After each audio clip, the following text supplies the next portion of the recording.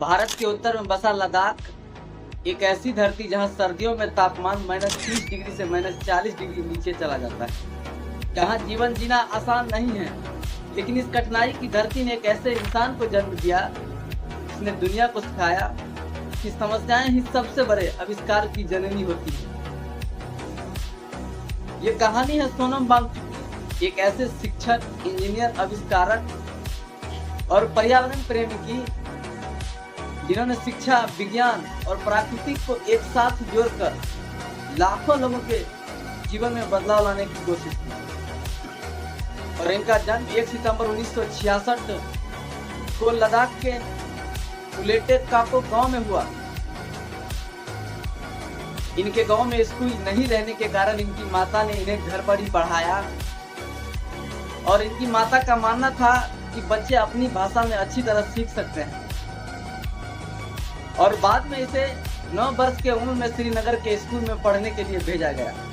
दिल्ली के जंतर मंतर पर हो रहे प्रोटेस्ट में अगर कुछ होता है तो एक इंसान नहीं मरेगा, बल्कि एक मैसेज मरेगा, जिससे इंस्पायर होकर 3 इडियट्स मूवी बनी। आज वही इंसान करोड़ों छात्रों के भविष्य के लिए सिस्टम से लड़ रहा है। जिस इंसान ने देश के लिए सोलर हीटेड मिलिट्री टेंट्स का आविष्कार किया, जो भारतीय सेना कड़ाके की ठंड में भी आरामदायक महसूस करते हैं और सौर ऊर्जा का उपयोग कर बाहर के तापमान की तुलना में अंदर का टेम्परेचर काफी हद तक गर्म रहता है।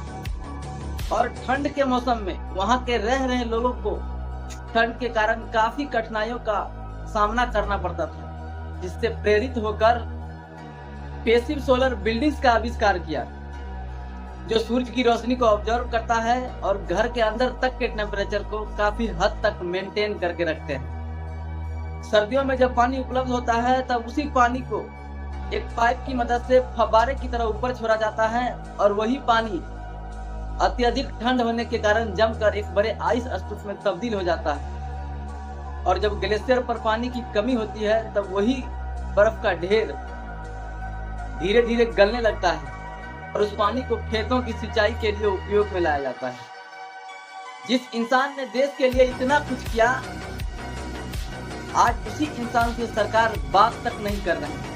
इससे पहले भी भारत के वैज्ञानिक और IIT के प्रोफेसर रह चुके GD अग्रवाल सर ने भी गंगा जैसे पवित्र नदी की स्वच्छता और हाइड्रो इलेक्ट्रिक बांध रोकने और गंगा को पोल्यूशन मुक्त कराने के लिए सरकार को कई